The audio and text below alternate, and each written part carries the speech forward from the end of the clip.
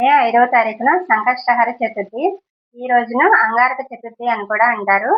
ఎందుకంటే ఈసారి మంగళవారం వచ్చింది కాబట్టి. కుజదోషం ఉన్నవారు రేపు పూజ చేయడం వల్ల వాళ్ళకున్న దోషాలన్నీ తొలగిపోయి వాళ్ళు అనుకున్న పనులన్నీ నెరవేరుతాయి. ఈ పూజని ఎలా చేయాలి, వ్రత విధానం ఏంటి, పూజ వ్రత కథ అన్నీ కూడా ఈ వీడియోలో చూపించబోతున్నాను. అందరూ కూడా చివరి వరకు చూడండి. ఓం శ్రీ మహాగణపతియే నమః. గణపతికి అత్యంత ప్రీతిపాత్రమైన తిథులలో ప్రధానమైనది చవితి తిథి. అయితే ఈ చవితి లేదా చతుర్థి పూజను 2 రకాలుగా ఆచరిస్తారు. మొదటిది వరద చతుర్థి, రెండవది సంకష్టహర చతుర్థి. అమావాస్య తర్వాత వచ్చే చతుర్థి రోజున చేసే వ్రతంను వరద చతుర్థి అని, పౌర్ణమి తర్వాత వచ్చే చతుర్థి రోజున చేసే వ్రతంను సంకష్టహర చతుర్థి లేదా సంకటహర చతుర్థి వ్రతం అని అంటారు. ఇందులో వరద చతుర్థిని వినాయక వ్రతంగా వినాయక చవితి రోజున ఆచరిస్తారు. సంకటములను తొలగించే సంకటహర చతుర్థి వ్రతంను మాత్రం ప్రతి నెల ఆచరిస్తూ ఉంటారు. ఒకవేళ సంకటహర చతుర్థి మంగళవారం కానీ వస్తే దానిని అంగారక చతుర్థి అని అంటారు. అలా కలిసి రావడం చాలా విశేషమైన పర్వదినం.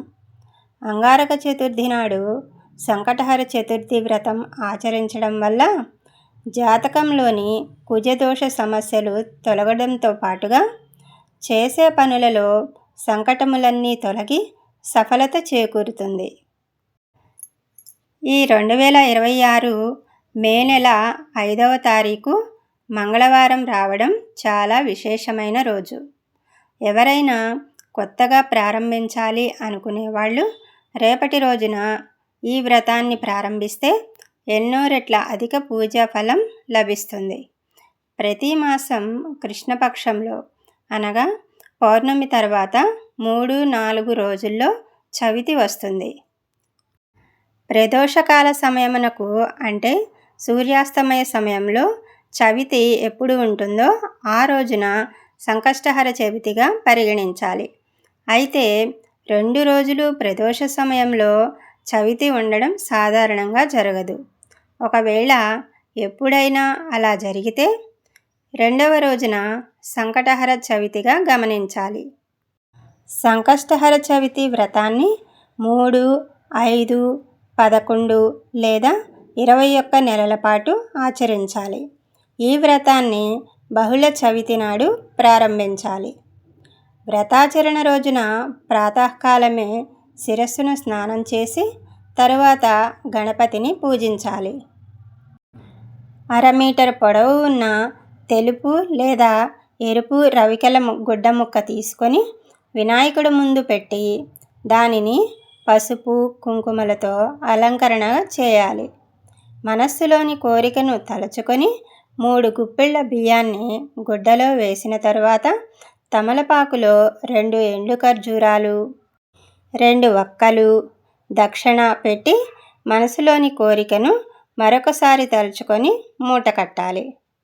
సంకటనాశన గణేశ స్తోత్రం, సంకటహర చతుర్థి వ్రత కథను చదవాలి. ఆ మూటను స్వామి ముందు పెట్టి ధూపం వెలిగించి కొబ్బరికాయ లేదా పళ్ళు స్వామికి నివేదించాలి. తదుపరి గణపతి ఆలయానికి వెళ్ళి 3 లేక 11 లేక 21 ప్రదక్షిణాలు చేయాలి. శక్త్యానుసారం గరిక పూజను కానీ గణపతి హోమమును కానీ చేయించుకోవచ్చు. సూర్యాస్తమయం వరకు పూజ చేసిన వినాయకుడిని కదపరాదు. సూర్యుడు అస్తమించిన తర్వాత స్నానం చేసి దీపం వెలిగించి తిరిగి వినాయకుడికి లఘువుగా పూజ చేయాలి. నియమం పూర్తయిన తర్వాత వినాయకుడికి కట్టిన ముడుపు బియ్యంతో పొంగలి చేసి స్వామికి నివేదించి సాయంత్రం తినాలి. సంకటహర గణపతి వ్రత కథ. ఒకానొకనాడు ఇంద్రుడు తన విమానంలో వినాయకుని గొప్ప భక్తుడైన భృగింటి ఋషి దగ్గర నుంచి ఇంద్రలోకానికి తిరిగి వెళ్తుండగా ఘర్సేన్ అనే రాజు రాజ్యం దాటే సమయంలో అనేక పాపములు చేసిన ఒకానొక వ్యక్తి ఆకాశంలో పయనించే ఆ విమానంపై దృష్టి సారించాడు. అతని దృష్టి సోకగానే ఆ విమానం చటుక్కున భూమిపై అర్ధాంతరంగా ఆగిపోవడం జరిగింది. ఆ ఇంద్ర విమానం అద్భుతమైన వెలుగుకి ఆశ్చర్యచకితుడైన ఆ దేశపు రాజు సురసేనుడు గబగబా బయటికి వచ్చి ఆ అద్భుతాన్ని అచ్చెరువు చెందుతూ తిలకించసాగాడు.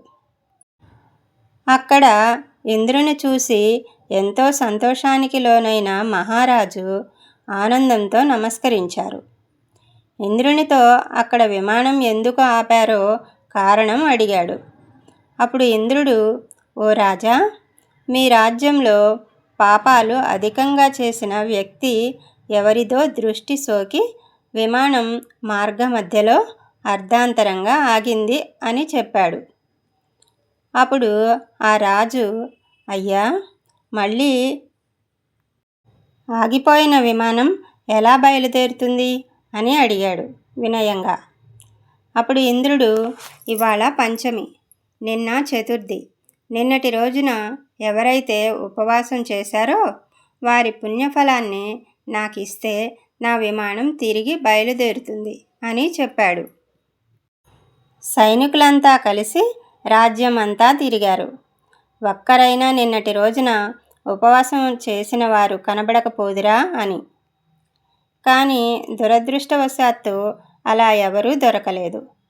అదే సమయంలో కొందరు సైనికుల దృష్టిలో ఒక గణేశ దూత వచ్చి మరణించిన స్త్రీ మృతదేహాన్ని తీసుకెళ్లడం కనబడింది.